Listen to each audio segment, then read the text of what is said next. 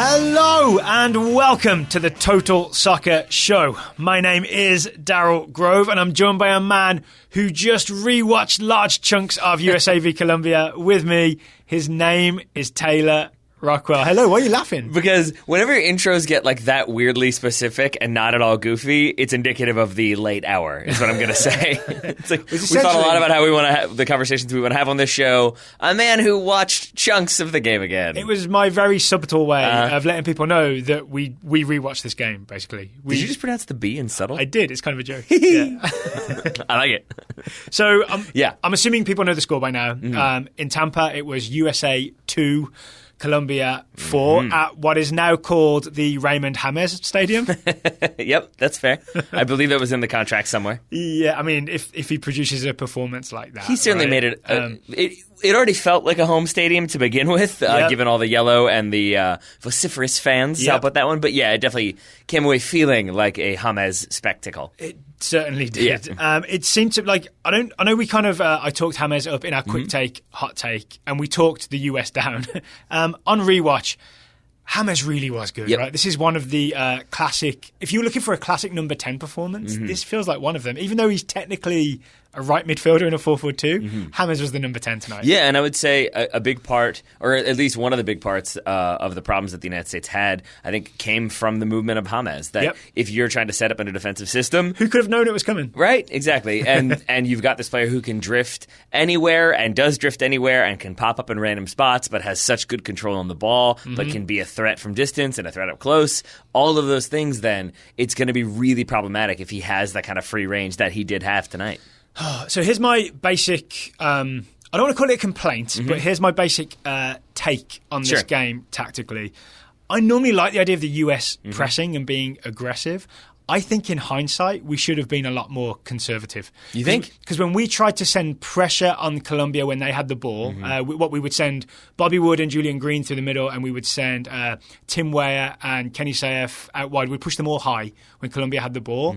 We open up space for James to exploit. That's true. But again, I think we had this disagreement a little bit on the quick take, is that I would say we sent them forward. I don't think we put much pressure on Colombia. It felt like we just kept a very high, pressing line without ever actually pressing them. And you would see occasionally like Julian Green would pop out and the center back would pass it to the other center back and he would drop out and Bobby Wood would go out. But it never felt like we were putting them under enough pressure to make them uncomfortable. I think actually, that's the key difference for me. I think that's fair, yeah. Okay, so it was like pressure. It's almost like we drew a line in the sand and said, you do not cross this line. And they were like, okay. And they just passed the ball through that line and everyone was like, huh. Yeah, and I know everyone loves comparisons to amateur soccer teams, but it's really similar to the problem that we had this weekend where we were trying to do that same thing, where we kept an attacking line relatively high up the field, but if you pull them back just a little bit and you don't put that team under pressure, they're able to pick their spots from 10 or 15 yards closer without that secondary level of pressure, and so they're able to really find the feet of James Rodriguez or Juan Cuadrado with relative ease, and I think that's the big issue. So are we sort of not aggressive enough? You sort of saying if we're going to be aggressive, you got to go all in and stop that ball coming forward? It sort of felt a little bit like we had gone into like the tactics barn and been like, yeah, some of that, and some of that, and some of that, and some of that, but we didn't have enough of a budget to buy anything completely. Well, we went to the tactics dollar store. Yes, and got exactly. The knockoff version of and everything. we grabbed a bunch of stuff, threw it into the cart, and we were like, this will make a meal somehow. And it did, but that meal was should have gone to Whole Foods. Yeah, exactly. It was like hot dogs, but with a bun of a waffle, which sounds kind of good, but it's not what you want for dinner. Well, at least we can laugh about it. There you go. Yeah. I do want to talk about maybe a couple of positive moments before we get into why the US defending looked so poor and how Colombia scored 4 goals. Yeah. Is that fair? I would say the one time, for example, that we the 2 times we scored, but the one time that we had a really beautiful goal, the Bobby Wood goal from that sumptuous Tim Weah pass. Doesn't that begin with Julian Green aggressive tackle in midfield and then essentially it's a break, right? That goal is essentially a counter-attack, and I still maintain that maybe that is the type of soccer the US needs to be playing. Counter and we spring it on you. I would even take it back further to it's Kellen Acosta putting in a good aggressive tackle in the U.S.'s box. And James, I believe. That dispossesses James. Ball goes to Bobby Wood. Bobby Wood drives forward. He gets dispossessed, but then Julian Green comes in, makes that tackle, plays in Timothy Weah. I mean, but it was a counter, right? But I guess that's what I'm saying is like when you put them under pressure, when you don't give them time to really like put their foot on the ball, slow it down, pick their spots. If you put them under, you might win that ball. I mean, Julian Green, it's a heck of a tackle. It's an open field tackle. That's really, really difficult. It is. He pulls it off and then gets on his feet and plays that pass. When he was midair, I thought red card. After he landed, I was like, that's a great aggressive tackle. Yeah. But I think like that, I think it's worth noting that not just because it leads to a very pretty sequence and a very pretty goal, but it's also, I feel like one of the few times we spotted where the U.S. were very aggressive in putting that pressure on, putting those tackles in, letting Colombia know they were there and that they couldn't really have the ball with that ease that they'd had in the first half. So that's the plan. Semi-violent tackles, followed by the skill and finesse of Tim Weah, and then some confident finishing from Bobby Wood. That should be... I'm half joking, but to me that should be the US identity is a tough tackle in midfield, then a break, but then a bit of composure right at the end of it. I mean, if you want to say that, like I would say that you're not wrong that that's been the blueprint in US teams of the past. Yep. I mean, think about, this is maybe way too dramatic, but like think about the 2002 squad where it was that sort of like hit, break, Brian McBride is there to be calm in front of goal, and we get some goals. And I don't think you're wrong. The 2009 Confederations Cup team was that also worked kind of well. Pace on the counter. Yeah. All right. Happier days in the past. But can we talk about that Tim Weah pass? We can. Okay. Yeah. I was going to say let's not move on from this goal because there's lots more happiness to talk about. All right. I can't get over this pass because I'm. Christian Pulisic aside, maybe I'm not sure there's another player in the U.S. roster or like the depth chart, whatever. The pool, that's the word I'm looking for. Who could have played this pass? Because it's Timothy Weah at full speed, so he's at full sprint. Is he? Okay. It's cutting inside. Oh, because he's just dribbled at. I can't remember, it's probably Arias if it's the right back, and he's. Full speed, cut inside, and then produces the pass. But it's that I think he sort of, I don't want to take anything away from Bobby Wood, but I think Bobby Wood is sort of not even expecting that pass to come. And to the extent that Timothy Weah, when he cuts inside, is sort of making it clear, hey, I want to play this pass through. And then Bobby Wood makes that run. But it's like Weah's awareness and his pace and his like technical ability on the ball, but then just the vision and the weight of that pass that you don't have Ospina coming out to collect it. And really, he never should have come off his line because that ball is so weighted that he knows he's never going to get to it. So all he can do is sort of be there helpless and hope to get a body part to it. But he can't because it's a really good finish from Bobby Wood. So I would say if you haven't seen this, you should see this, right? It's one of the bright moments of this game. Yeah, absolutely. Tim Weah plays the ball between two defenders who are trying to close him down.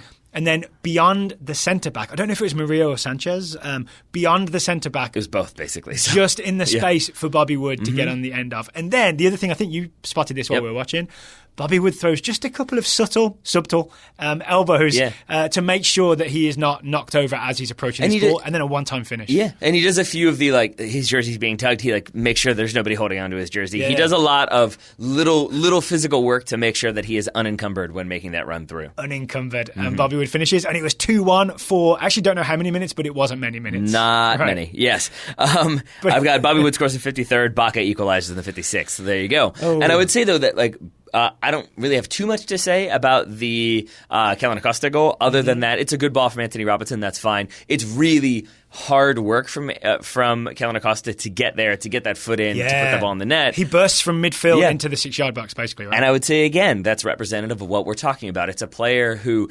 It would have been very easy for him to think, I'm 10 yards, 15 yards behind the play. I'm sure somebody will make that run. I'm going to focus on, clogging the middle or whatever. And instead, he is on his horse. He's trying to get to that ball. He's and like, I'm going to beat that someone. Yeah, and that's the determination we wanted to see in the middle. All right, so also, I would give credit to Bobby Wood and Tim Weah for, going full tilt at that Anthony Robinson cross. Neither of them actually get to head to it, but they force Davinson Sanchez, Premier League, Champions League, World Cup defender, to make basically a mistake, right? Because his head just glances it on to what ends up being Kellen Acosta. Yeah. I think this is where we turn from the positive to the negative, because that cross from Anthony Robinson wasn't perfect. It was pretty dangerous, right? Especially considering he wasn't at the end line. He was like crossing from quite deep. That was the moment for Anthony Robinson. That was the one really big attacking bright spot. I was going to say, if you're talking about bright spots, that was the one moment, But the rest of the defending from Anthony Robinson, partly through his own fault, partly through US team shape, that's what Colombia exploited. All 4 goals from Colombia come down the US left, or they involve Anthony Robinson. Essentially. And And you're right that when we went back and rewatched, I think this is a thing that you and I were paying particularly close attention to, because in my notes inside the first 6 minutes, I have 3 notes, all of which relate to the U.S.'s left side and Anthony Robinson really struggling. And we wanted to figure out, was this just Anthony Robinson? Was it maybe Kenny Seth not helping him? We think that's how you pronounce it, by the way. That seems to be what the announcers have told us from talking to him. So we're going to go with Kenny Seth, but whatever. Maybe we thought it was Kenny Seth not helping out. Maybe that's why Timothy Weah was briefly switched to the left. And I think in the end, it's a little bit individual errors from Anthony Robinson, and it's a thing that you and I didn't really talk about in the quick take, hot take. I think part of it... I can't remember the quick take, hot take. That's fair. It was very emotional, I know It's a player we didn't really talk too much about from a negative light, but I think I have more negative to say. It's Michael Bradley, and I think Michael Bradley was part of the problem for the U.S. today. Yeah, so the whole left side is a problem. In many ways, Kenny Seth's defending... I expected more of him defensively. He got beat by James for the first goal in the 36th minute. It's Kenny Seth that buys the step over and turn. James convinces Kenny that James Rodriguez, great attacker, is going to dribble away from goal. Come on, you don't buy that. James just turned back the other way and bent that ball into the top corner. You buy it if you're not a defender, and that was another very consistent part of this game. Was I think that Kenny Seth and Timothy Weah weren't really... I feel like the instructions weren't like go flying into challenges. I think it was sort of drop back and help with defense. But I think what their primary obligation was, at least in the first half, was help in defense, but then be there as the transition. Be there so we can play you wide and you can break. And so with that in mind, I don't think there was ever a moment where I saw Kenny Seth really throw himself into a challenge and sort of look at himself as the last defender who needed to make a play. It was more of like, I'm here and I'm helping, but this is not my primary obligation. But isn't that kind of the problem? Like, there's a lot of jockeying, a lot of people just like getting in defensive crouch but not really going in full-blooded like Kellen Acosta and then Julian Green did for what turned out to be the Bobby Wood goal. Right? Absolutely. So what I would say, I think maybe we should talk about Bradley separately because that's a weirdly big issue, right, for all kinds of historical and current reasons. I would say what the problem down the US's left side, Colombia's right side, is Colombia committed to sending the right back Arias forward, and he's very, very good and very, very dangerous overlapping. He's very smart about timing his runs. That's the big one, And having James Rodriguez, number 10, kind of play right midfield but also drift all over the place. So you've got to track James' movement. You've got to be aware of Arias going outside of you. You've also got maybe Falcao and Baca, the strikers, coming over to help. So there's a lot of stuff that wasn't 100% Anthony Robinson's fault, right? He ends up just tracking Arias or tracking Rodriguez. But it's more like he's put in a difficult situation, but then a more naturally defensive left back would have found solutions to that situation, and Anthony Robinson couldn't. And I think what you get with Anthony Robinson is someone who can get forward, can dribble a bit, can put in some dangerous crosses, as we saw for the first goal, but can be exploited at left back if everything around him isn't functioning. Yeah, and I think that's the key part that I hadn't really thought about. You brought that up when we were rewatching, is the idea that Anthony Robinson is a more attacking left back for club, and maybe that's what they wanted to be for country. But I think if he were a more defensively disciplined or a more defensive background left back, he would have maybe been able to figure out, okay, my positioning isn't working or I'm having trouble figuring out what to do. And instead, it felt like in the 3rd minute, he gets beat by a pass down the line. So then in the 5th minute, he covers the line and gets beat by a pass inside. And it felt like he kept trying to like... The first 6 minutes were terrible for Anthony Robinson. I have like 4 notes on Anthony Robinson beat, Anthony Robinson isolated, Anthony Robinson beat again. And isn't it worth noting though that it's not him like buying a trick and someone blowing past him. It's more like him taking up either too wide of a position, like he'll go out too far, or not fully committing to marking someone or stepping to someone. It's almost like he's often caught between 2 players and can't make a decision and gets exploited. Because in the end, I can't remember when this is exactly, but there's one where Arias overlaps and I think Rodriguez plays the ball and Robinson is caught between,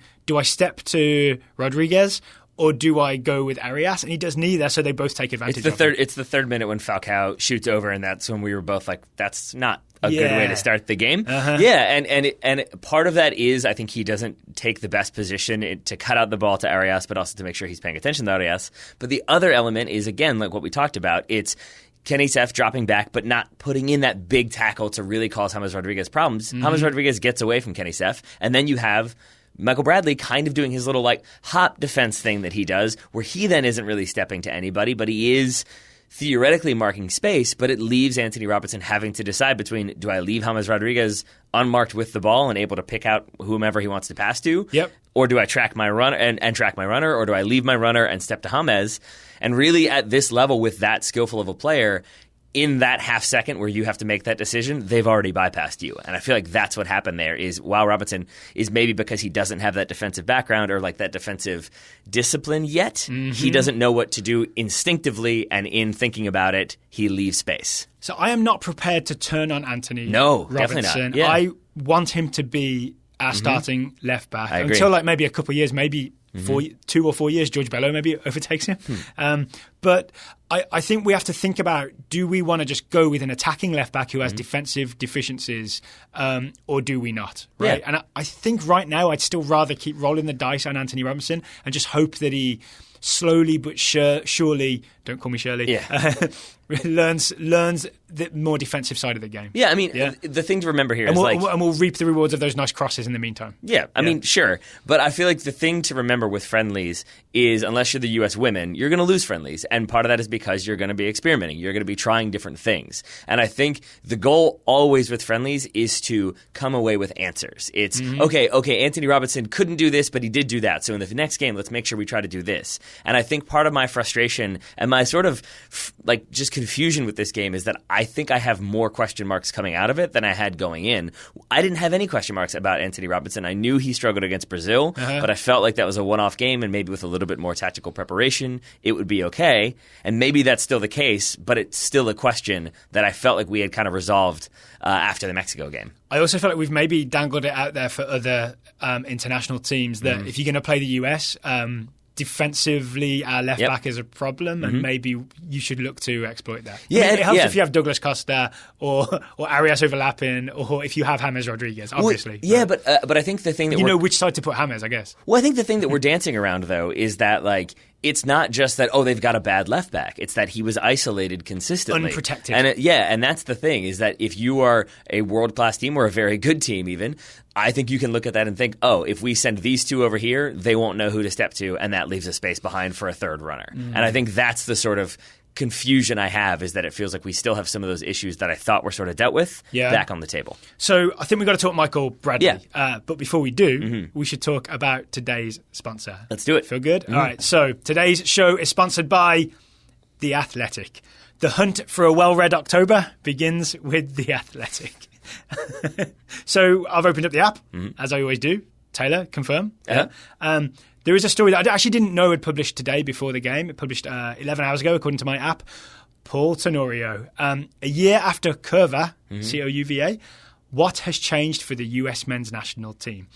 This is a very well thought through bit of writing from Paul Tenorio. It's very step back and see the big picture. Agree? Yeah, I would agree with that. I mean, because it does make some of the arguments we had, or some of the things we felt after the quick take. He does sort of go into, not that he was responding to that. It was almost like he wrote this in response to our quick take. Yeah, but it's worth remembering that it would have been ludicrous to appoint a new coach or a new GM or just a GM. Under Sunil Gulati, that you kind of had to wait until the elections, which were done in February. So then that does push it back from October to February in terms of when decisions could have been made. And you kind of then might be putting the cart before the horse in other areas. So in some ways, that timeline does make more sense.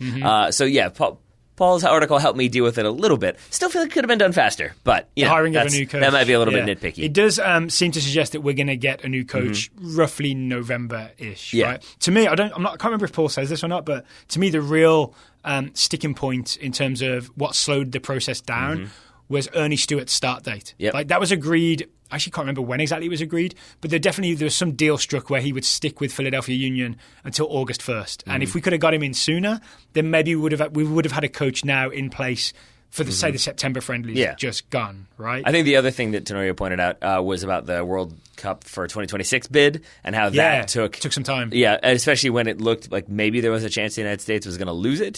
So I think then the efforts to secure that one, amongst other things. I think then the effort to make sure we secured that one were doubled down, and maybe some other things went to the back burner. Yeah, so I think come 2026 we'll be thankful that happened. Yeah. All right, so as long as we qualify. I recommend that Paul Tenorio story. Also, it's worth reminding people, the news that the that US were probably going to hire a coach in November. That was broken by Paul Tenorio on The Athletic, I believe. It's not all US news on there either. There's also a good article from Mike Goodman about Borussia Dortmund. Top of the Bundesliga, not Bayern Munich, Borussia Dortmund. Mike's very good with stats, but also very good at explaining just soccer in general. So he's got a really good story about how Dortmund are overperforming their expected goals and their expected goals conceded, but also offers a few possible reasons why that might be the case. And I think the other key thing there would be why it's maybe not as concerning as it might be for other clubs. Yes. Because you don't, maybe it isn't the case that it's just overperforming and they're going to crash back down to earth. I want to do a Control F for reversion to the mean. In that story, that's the thing I feel like statistical soccer writers say a lot. Sure. Yeah. I don't know if I know what that means. No, so it why means not? like if someone scores 10 goals over 2 games, Yeah. but you don't expect them to score 5 goals every game, and eventually they'll go back to a more normal scoring rate. So let's say eventually go back to a more normal. How about Okay. that? That's what I'm good with. But I guess that would be the technical term that we've come to expect from Mike and many of the other writers at The Athletic. Yep, including you and I on occasion. Okay, so if you would like to subscribe to The Athletic for 40% less than regular folk, and you'll also be giving us the credit for you subscribing then, you go to theathletic.com/TSS October. Theathletic.com/TSS October. I'll put a link in the show notes. Have a click on that and then click yourself around The Athletic. There we go. So thank you to The Athletic for sponsoring today's episode of the Total Soccer Show. Now, should we get back to our conversation? Yeah, so we were talking about Michael Bradley. Okay, so if you didn't hear our quick take, our theory was that he basically did fine in central midfield and that he also reorganized things at halftime, because you saw him giving essentially a halftime team talk. Yeah, we went back and tried to break down what exactly he was saying. I think we figured a couple of things out, we thought right? we did. I thought I had a good idea, and I was looking for those things, basically, and I'm not sure I saw them, is what I will say. Because I thought it looked to me like he was saying we've got to be more aggressive, that we've got to move the ball faster, that we can't get caught in possession, that we want to look to attack through the channels. It felt like he was basically telling Kenny Seth and Timothy Weah to make those direct runs. Is Timothy hyphenated? Yes. And it didn't necessarily feel like they did that. Yes, I know the cross comes from the channel. Well, so then what do you think happened? Why do you say that? I think we just didn't get enough of the ball, basically, to be able to have Michael Bradley look around and find Tim Weah on the run. Except I find that strange because the first 10 minutes of that half were when it felt like we were starting to turn things around and get some passes together and get some goals. Well, the one thing I think did happen that I think Bradley was calling for was the more aggressive part. I thought I think on second watch, I still think the defensive line was higher, the midfield line was higher, so that we all stood, like essentially the whole team was tighter together, more compact, I guess, essentially. But not for the entire game, right? Only for a short stretch. And definitely as the game wore on, we got moved backwards and backwards and backwards and backwards. And then you end up with Colombia scoring 2 more goals towards the end. Then here's my question, though. Yeah. If we're talking about, if he's saying we got to be more aggressive, we got to like get in their faces, make those tackles, that's not a thing we ever see Michael Bradley do. This is is it a paradox or an irony, right? He is asking everybody else to do a thing that Michael Bradley does not do. And I think this is my biggest problem with Michael Bradley starting for the national team right now. It's not anything to do with Trinidad or the past or how old he's going to be in 2022. It's that I was hoping when he plays alongside someone with legs, as in covers a lot of ground like Kellen Acosta, that the two of them would then be able to cover a lot of ground, make a lot of tackles. Yeah. And what we saw, and I think what you saw as well, is Kellen Acosta covering ground, making tackles. Michael Bradley still just kind of doing his defensive hop and never fully committing to a tackle. And in the end, I think his standoffishness, I think is a fair term, I think that was one of the problems because he was mostly the left centre mid, right? So a lot of the problems that we talk about coming down our left side is partly because Michael Bradley's not stepping and being aggressive. Yeah, and I think this is a good example of that. If I'm wrong, then I apologize, and I'm sure Dare will correct me. But for the first goal, the James goal, which is a wonder goal, that's an amazing goal from James. It's so much skill even before the shot. But if you watch that goal, Michael Bradley, I'm not just saying this. I have no beef with Michael Bradley, but he does nothing in that sequence. He's in the box, he's shuffling around, he's doing a lot of pointing and talking, but he himself never closes anybody down. He never literally pushes somebody, go help with that. Yeah. He kind of just stands maybe, 2 yards ahead of John Brooks and does the same job that John Brooks should be doing. Yeah. I think at one point he tries to get Kellen Acosta to move forward again. Why can't a center back be doing that? It just felt like he was sort of there to be aware of what was happening, but it didn't feel like he was ever trying to solve any of the problems. Yep. And I don't really know what to make of that, because you go from that goal to many other sequences in this game where it's him sort of shuffling over, but never getting close enough to put anybody under pressure, never getting close enough to provide secondary cover or step to a runner who's going by or anything like that. It just felt like it was a sort of like, okay, I'll drift over here and drift back. And all that culminates to me in that when we did the quick take, hot take, we were both sort of like, I can't remember him doing anything too wrong, but I don't remember anything great from him. I remember like the one time he gets beat and they hit the post, but overall it seemed like it was an okay game. And the thing I'm realizing is if your captain and your central midfielder had a fairly anonymous game, that is probably not a good thing at the end of the day. Yep. Okay. So here's where I am now. I agree with everything you just said. I still think Michael Bradley on the ball is one of the smarter, better passers of the ball that the US has. Yeah.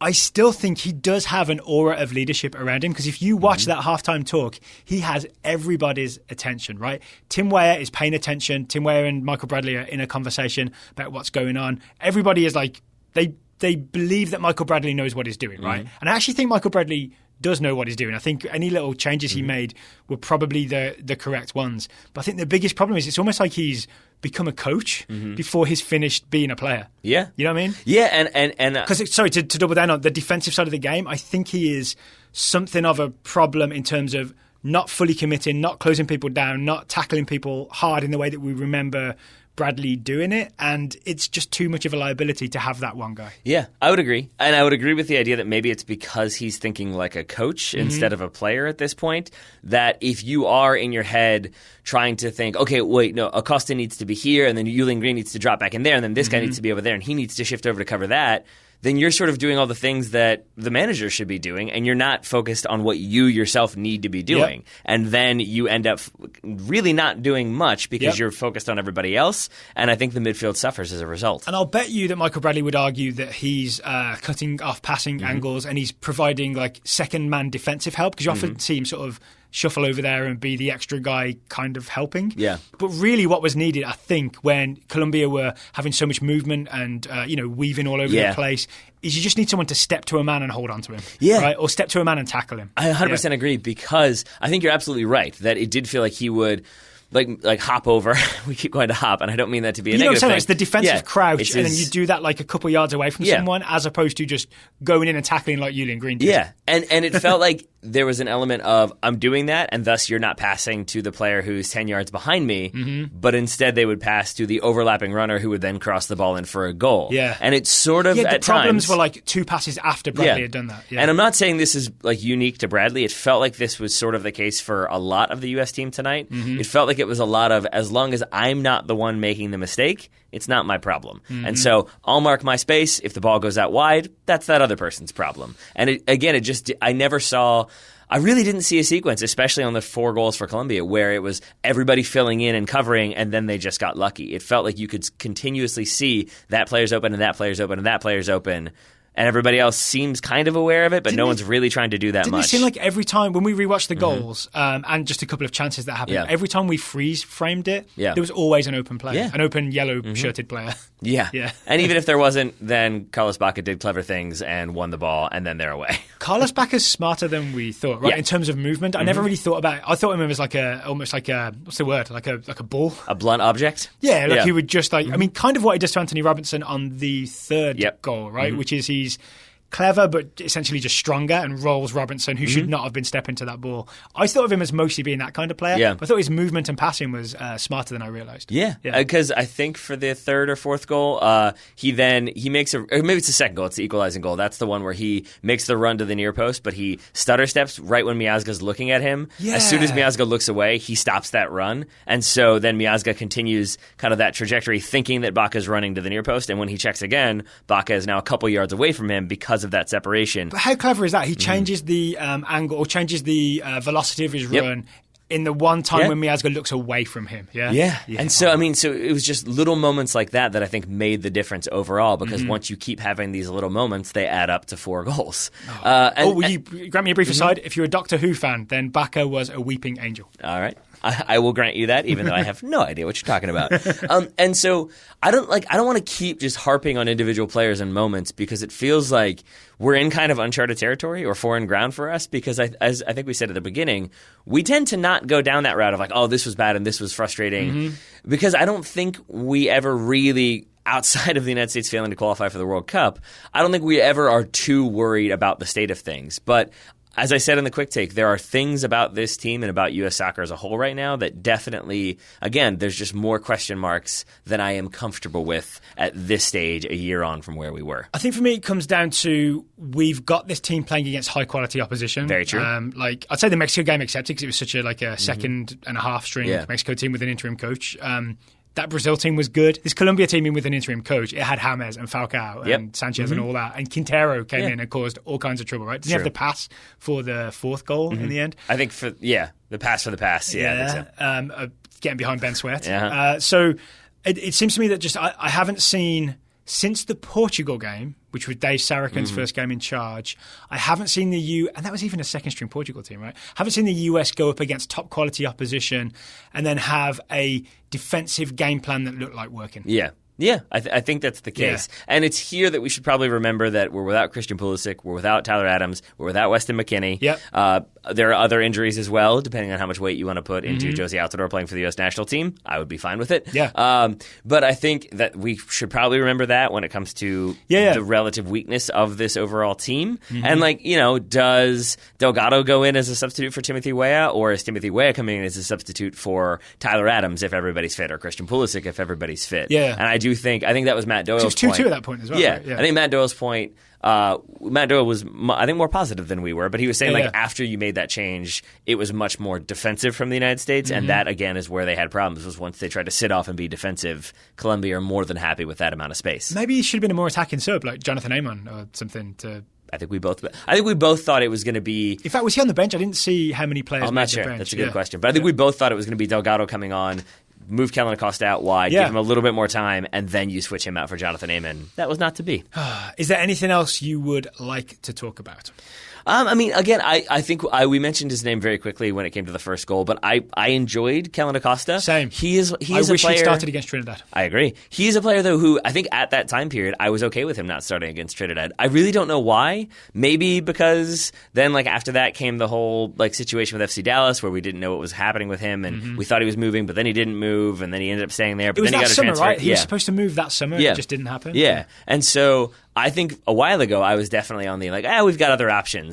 I was happy to see him starting, and I enjoyed pretty much all of what I remember seeing from him. Yeah. A few moments here and there, obviously. That's going to happen in a 4-2 game. But overall, I enjoyed Kellen Acosta and look forward to seeing him involved in the squad going forward. What do you make of Ben Sweat's, 20 minutes or so? I make about it about as much as I made about Anthony Robinson's. That's the best way I can say that sentence, I would strangely agree that enough. I almost didn't notice any difference, right? Ben Sweat put in either one or two decent but not Beckhamish crosses and got exploited with balls in behind him defensively where it wasn't 100% his fault, but he didn't cover for the mistakes of others. So he just essentially he did an Anthony Robinson tribute act. Yeah, and so at the end of the day then what it comes down to is I look forward to if and when the United States names that permanent manager. Because again, I think it was, if you're bringing in Ben Sweat, it was surprising to me that he came in and it felt like they were still doing the exact same thing. They had just swapped out a left back as though maybe Robinson's just having a bad night. Let's put another left back and see what happens. Yeah. When in reality, I think we knew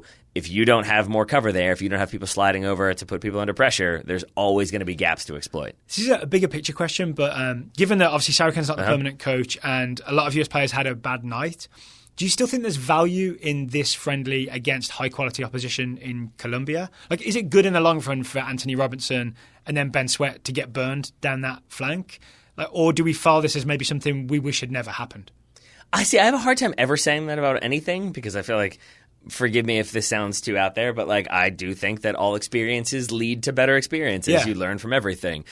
I have a hard time believing that Anthony Robinson is going to come away from this game thinking, super happy that game happened. Yeah. But maybe it is a reminder that, we've got to work on that. We can't do this. Or maybe it is just a reminder that, we can't wait until January for a new coach. We need to get this ball rolling now. Okay. Anything else before we close up shop here at the Total Soccer Show? No, I think that's about it. I look forward to things being different. Maybe it'll be a better result against Peru, and then maybe we'll get a coach in and things will start to look a little bit different. Yeah. Because, again, I think it is also just the case that we've been in hurry up and wait mode for at least a couple months now, if not longer, and I'm ready to be done waiting. Yeah, I think the October friendlies, we might look back on it as the grin and bear it friendlies. One positive I'd like to add is Josh Sargent actually looked pretty decent for his brief cameo. There was I can't remember exactly who it was, but there was he dropped a move and accelerated down the right and put a nice low ball in. All that adds up to something, right? It's another good few minutes from Josh Sargent. Yeah, and I know I appreciate the grasping at the straws, but I would say I got it. I think I got it. Well, I think what you have done is made the point that it's a red curly straw. If you watch every single one of these games, you will see moments where every player did something well, and maybe did something that we didn't know they would do. There's one where like Fafa Picault gets into the back post and has a header back across. If someone's crashing, maybe that's a goal. And there's just those little moments. I mean, Anthony Robinson plays that ball in for the. Well, I guess he doesn't get the official assist because it's flicked on, but still, but assist in our hearts. Yeah. So there's always going to be moments of. Oh, that was good. Oh, that was good. Oh, I didn't know that player was capable of that. I didn't know Julian Green could make an open field tackle the way he did. And then hop back. I mean, that's what I'm saying. Like in football, it's really hard to make an open field tackle. On the sidelines, you can just push him out of bounds. That's what the phrase is from. Or they're running out of space, so then it makes the tackle that much easier. But he does that. He hops up, he takes a touch, he plays the ball. It's not just being satisfied with putting in a challenge. And those moments, I think, are the little moments of happy that I will take away from this otherwise slightly sad loss to Colombia. Oh, okay, one final thing I'd like to say just about the shape and the formation. I actually can't remember if I've already said this, but that Julian Green open field tackle, even though it was Green himself who made that tackle, I think I would have preferred if we just went with one centre forward and instead of Green underneath him, fine as Julian Green was, I think just another tackling midfielder.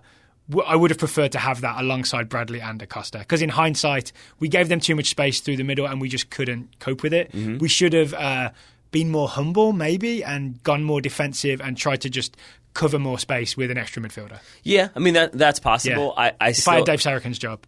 That's the thing, is that I still think at the end of the day, we were going to approach this game with a maybe not as complete game plan as we would have liked. Maybe that changes next month, is what I will say. Yes, when we get away from the tactical dollar store. Yes. All right, so we'll be back next week to preview the Peru game, but we'll also be back tomorrow, Friday, to review Croatia versus England. It's 2:45 Eastern. It's on ESPN 2. So we're going to be watching that game tomorrow afternoon. UEFA Nations League, points on the line, John Stones, all that. And hopefully we'll have a happier review. That's your Cliff Notes version? Of that game. Yeah. James Maddison, not that one. All right. Maybe his England debut. All right, Taylor Rockwell, thank you for taking the time to talk to me today. Right back at you, buddy. Listeners, thank you for listening. If you'd like to help out the show, please leave us an iTunes review. The more stars, the better. It helps grow the show. We haven't asked for this in a while, so I forgot to put that out there. But thank you for listening, and we'll talk to you again tomorrow.